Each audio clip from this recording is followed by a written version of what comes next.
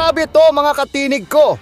Sa isang hearing, lumutang ang matinding tensyon at tanong tungkol sa Witness Protection Program at batas.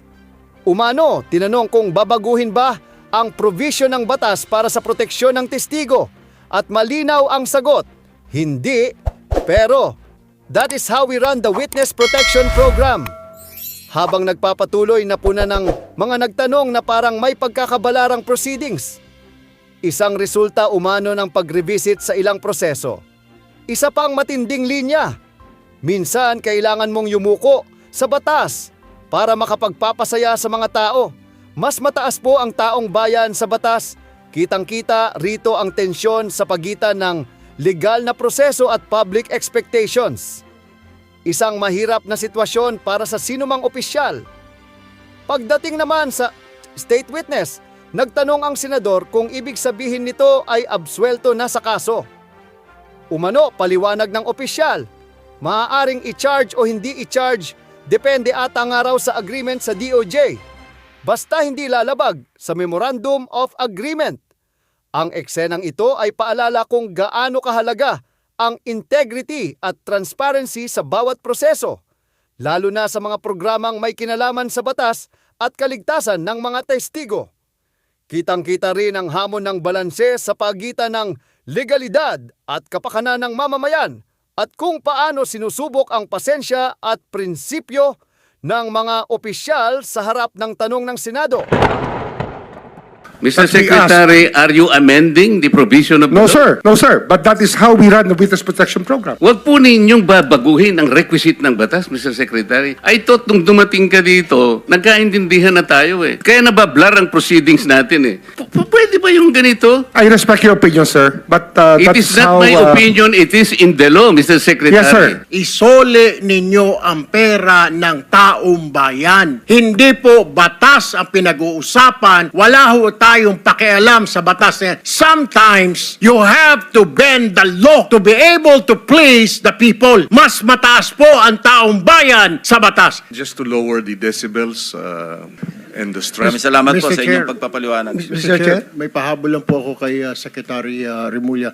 Mr. Chair, di po ba ang sinasabi, is it true, pag ikaw po'y naging state witness, absuelto ka na po dun sa kaso wherein kasama ka? I mean, just point of clarification, Mr. Chair. I'm not a lawyer, so pakipaliwanag nga po. As a state witness, hindi ka na po matcha-charge sa kaso na yan. Tama po ba ito? kung na-charge na po, pwede ho ma-discharge ng court. Pero pwede rin ho hindi namin i-charge. At ang i-charge namin yung mga tinuturo po ng state witness. Kung siya po ay maging state witness. At sa aming, ang mahalaga po dito, yung magiging agreement ng DOJ sa magiging state witness, ay hindi ho sila magva-violate ng mga patakaran na nakalagay po sa Memorandum of Agreement between the state witness and the Department of Justice. So this is one way, Mr. Secretary, Mr. Chair, na mapapanagot po natin, aabutin po natin yung pinakamataas dito, Mr. Chair. Yun po yung ideya. The higher up the food chain, the better. Kasi yun po yung gusto natin mangyari dito at managot po. Yung dapat managot. Kasi dapat po matuto na po ang bansa natin. At hindi na ho talaga tangkapin yung ganito mga gawain ng mga leader natin. Yun po yung ating gusto mangyari. Mr. Chairman, I'm sorry. Yeah, Mr. Chair, one last question for the Secretary. Nabigyan na rin po ba kayo ng abiso ng Pangulo na wala pong sisinuhin because yun po yung press statement niya, kamag-anak, kaibigan, kaalyado, wala pong sasantuhin. Were you given that instruction already, Mr. Chair? Opo, ayan po ay malinaw na malinaw sa aming usapan. Sa mga usapan namin mula nung simula pa ho ng kanya pong ni-reveal yung mahiya naman kayo speech ay sa SONA po. Lagi pong ganun ang usapan namin. Dapat lahat yan managot na.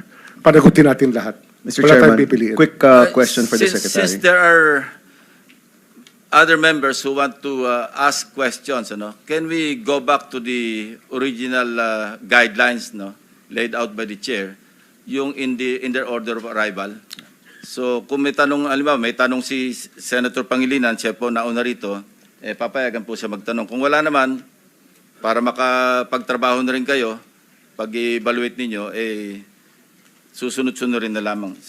Senator Pangilinan? Yes, no, just a manifestation that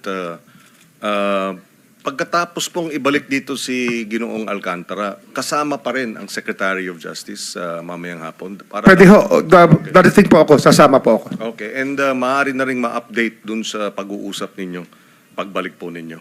Doon na lang po ako magtatanong. May mga bagay po siguro baka executive session natin pag-usapan. Yes. With that, wala na po akong tanong kay Thank you, Secretary. Senator Kiko. Senator Bam? Quick question for the Secretary. Secretary, pagdating sa pagbabalik ng pera, tama ba na pwede itong gawing kondisyon sa pagpasok sa Witness Protection Program o pagiging state witness? O hindi ho kasama ang usapin po ng pagbabalik ng pera? Ang ano ho kasi, ang pagbabalik ng pera, yan po ay inuutos ng korte. Pero para ho makita natin ang good faith ng isang testigo, isang tanong po yan na binibigay natin sa kanila. Kasi kung gusto ho nila maprotektahan, dapat yung full good faith, isusoli talaga nila. Yun po yung isang test natin sa kanila. Hindi ho, wala ho sa patakaran, pero isang test po kung reliable po yung witness o hindi. Mr. Secretary, palagay ko po yan ang hinihintay ng maraming tao. Kung meron pong mag-state witness, mahalaga na maibalik po yung pera na ninakaw po sa ating bayan. Opo, salamat po. Mr. Chairman, Chair. just very quickly lang, just to follow up. Okay, Very quick. go ahead. Yes. At doon sa usapin, kasama ba na sa usapin ng good faith, ilalabas niya lahat ng mga accounts niya at ipapaabot sa inyo? Hanggang sa kaya pong makuha sa testigo, yan po yung talaga mga gusto natin mangyari. Kasi Accounts nga- and amounts. Opo, kasi may dalawa naman tayong proseso rito. Pwede ho itong hingin sa kanila.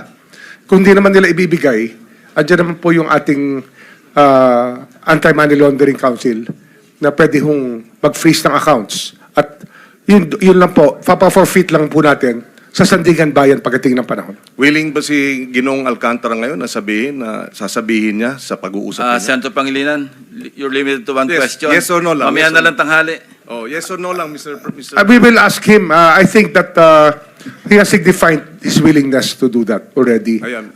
in a prior message to one of the contacts in the Senate. sir. And for the record, Mr. President, si Ginoong Alcantara is nodding his head. Hindi man siya nagsumagot, he is nodding his head. Thank you. Thank you. Senator Risa? Quick two follows up, Sec, dun sa kaninang issue ng reported na destruction at tampering ng mga DPWH documents kaugnay nitong investigasyon. May suspetsya na po ba ang DOJ kung sinong mas matataas na taong maaring nag-utos niyan? Posible pong mas mataas. Yan po yung ating tinitingnan sa loob po ng opisina ng DPWH tsaka lahat po ng pwedeng mabanggit sa mga sinumpang salaysay. Yan, wala ho makakatakas dito pagdating sa suspecha. Everybody's a suspect pag nandito na po sila. Everyone is a suspect all the way up to the top of food chain, ika nga sa DPWH. Opo, opo. And lastly po, kung mayroong mang kayong ma-establish na importanteng dokumento na natamper na o na-destroy na, paano pong gagawin? Paano po bubuin yung chain of evidence tungkol sa iniimbestiga ng komite? We will have to resort to secondary evidence. Pero yeah, that is an accepted mode under the rules of court and under evidence. At para ma-preserve po yung secondary evidence that still exists probably right now, meron po bang magagawa ang DOJ na pigilin na itong reported na destruction at tampering ng dokumento dun sa kabilang department ng DPWH?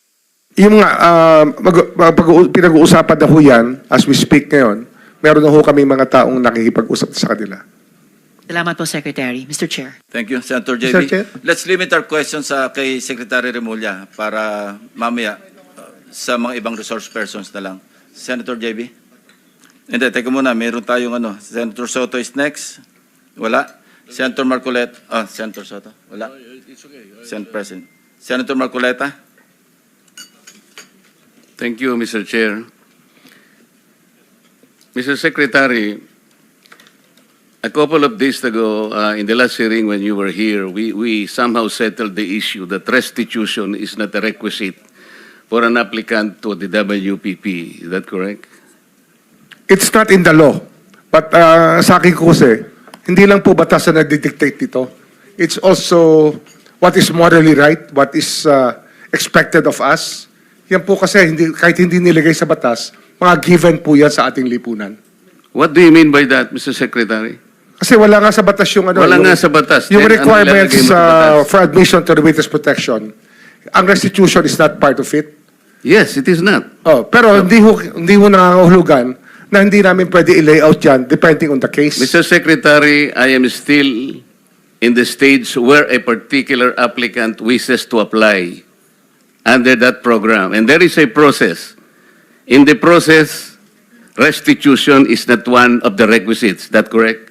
Opo, pero if it's in terms of this Teka case muna. being a financial crime, sir, this is a crime against the Mr. Secretary. financial status of the Filipino people, of the Philippine Republic. I think that it's just right. Mr. that we ask- Secretary, are you amending the provision of the No, law? sir. No, sir. But that is how we run the witness protection program. As a lawyer, Mr. Secretary, may I ask you, in a criminal prosecution, the civil liability is impliedly instituted. Is that correct? Of course. Kaya nga eh. Hindi naman nangangahulugan kung sakasakali na natapos na yung criminal prosecution. Kapag ka nakita na mayroong criminal liability yung tao, because it is impliedly implied, doon lang magkakaroon ng restitution. It will come after. Paano mo sasabihin na magre-restitute ang isang tao? Meron na bang findings kung magkano i-restitute on how it can be restituted? Nag-a-apply pa lang eh. Huwag po ninyong babaguhin ang requisite ng batas, Mr. Secretary. I thought nung dumating ka dito, nagkaintindihan na tayo eh. Kaya nabablar ang proceedings natin eh. Kaya nga kinote ni, siguro, ang chairman kanina gusto kong ituloy ito, sinabi niya, nagpa-interview siya, na goodwill and sincerity should be done para i-test. Pwede ba yung ganito? I respect your opinion, sir. But It that's is not how... my opinion, it is in the law, Mr. Secretary. Yes, sir. Yes, sir. But I am At operating... the arbiter Sir, is can I the speak, law. sir? May I speak, sir? Yes, you I'm are operating from the Senator Marcoleta, from the kindly allow vantage the point of the resource reason person. behind the law, sir. What is the reason behind the law? So that we can get justice, and justice can only be attained if there is restitution. So that is the principle behind all of these things that we are talking about now. Mr. Secretary, restitution will come after. It cannot be. So it can come cannot before or after, sir. It can come before or You after. cite the law that it come before. Wala nga po sa batas eh.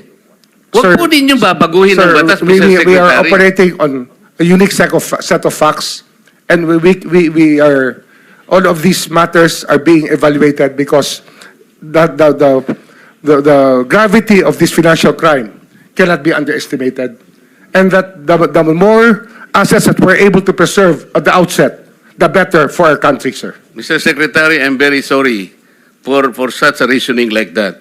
Alam mo, nakikinig I'm very ang sorry, buong sir. bansa. Also, sir, I'm very sorry too, if you do not agree with me. But I respect your opinion, sir, and we will carry out our job as we deem fit, as we see. Mr. Chair, I that said the I country am not needs. expressing an opinion here. I am articulating the provision of law. You do not change the provision of law, Mr. Secretary. You may be disbarred from doing this. Then, it's your opinion, sir. It's your option, sir. Sinabi ko na nga, hindi ko opinion dito. I am articulating Then it's your option, sir. the provision of It law. is what you wish to happen. That you may proceed Ikaw ang with what you nagbibigay wish. ng opinion, nilalagay mo yung restitution to test the goodwill of a possible applicant. It is not in the law. Unless you are able to point out the provision of law that it come before. Hindi ganun eh. Sabi mo na nga, and we admitted, impliedly instituted ang civil liability, but this will come eventually after the court has pronounced kung magkano ang ibabalik niya, kung meron man. Not before. Thank you, Mr. Chair. Are you done, Senator Marcoleta? Thank you. Okay. So next in line is Senator Padilla. Please limit your question kay Secretary Remulla. Apo, gusto ko lamang pong sabihin kay Secretary, pangalagaan na lang po si Engineer Henry Alcantara. Yun lang po. Opo, salamat po. Thank you. Senator De La Rosa. Thank you, Mr. Chair. Point of clarification lang ito sa akin, Mr. Chair, dahil ito mga diskayas, para mukhang nagbigay na ito ng affidavit in the previous hearings. Gusto natin na may resulta kaagad ito investigation natin. Baka pwedeng isama na rin yung affidavit nila, sir, na evaluate ng DOJ para isang bagsakan na lang yung pag-file ng kaso. Dahil marami sila binanggit na pangalan ng mga congressman. As a matter of fact, undergoing evaluation?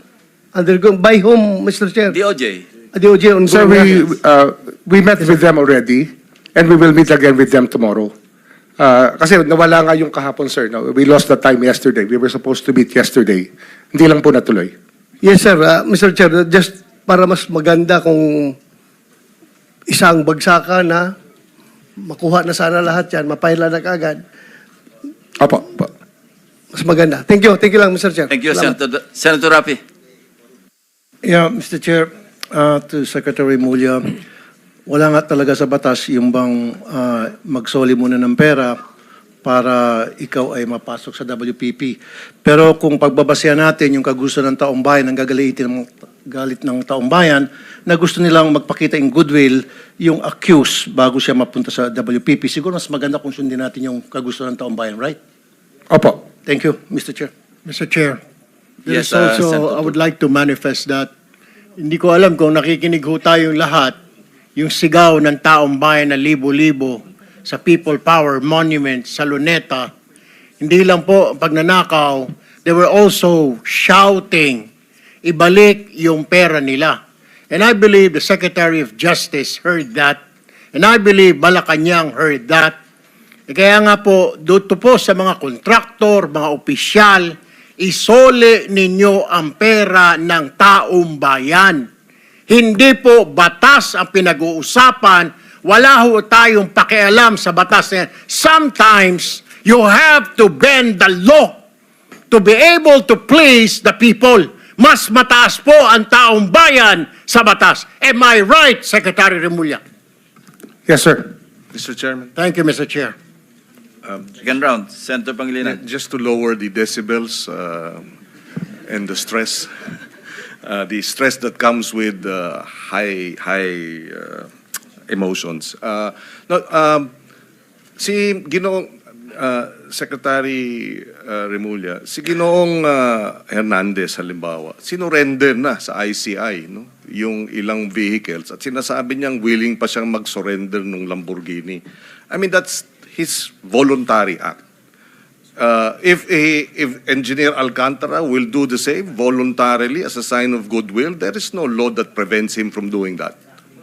So Opo. therefore, we this restitution issue, while it is the law, does not prevent the government from being broader, mas malawak ang kanyang pag-implementa ng mga programa at mga batas, lalo na pag voluntary ang pagbigay ng mga malalaking, yung mga mamahaling sasakyan, voluntaring ilabas itong isurrender ang mga pondo, etc. Hindi po ba?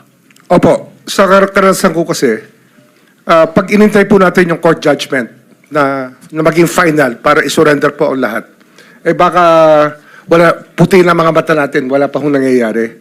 Kaya habang maaga po, we try to get as much para maibalik na po sa taong bayan yung dapat hong ibalik. In fact, yung pagbabalik is a sign of cooperation, which the courts will eventually consider when it sentences or if it provides the exemption and the immunity. Hindi po ba? Opo. So that should guide itong ating mga testigong nais mag-apply sa Witness Protection Program. Kapag kayo ay nagko-cooperate, ito ay magiging senyales sa ating korte na maaring ma-grant ang exclusion and exemption and immunity. At the same time, kung may sentensya, pati iyon, mapapababa pa among others. For the record, Mr. President. Tama po. At dyan nagtatapos ang usapan natin ngayon. Kung may gusto kang idagdag o reaksyon, i-comment mo lang sa baba. Boses mo'y mahalaga. Huwag kalimutang i-like, share, at subscribe para sama-sama nating palakasin ang tinig ng bayan. Hanggang sa susunod, tandaan, ang may alam, may laban! Awesome!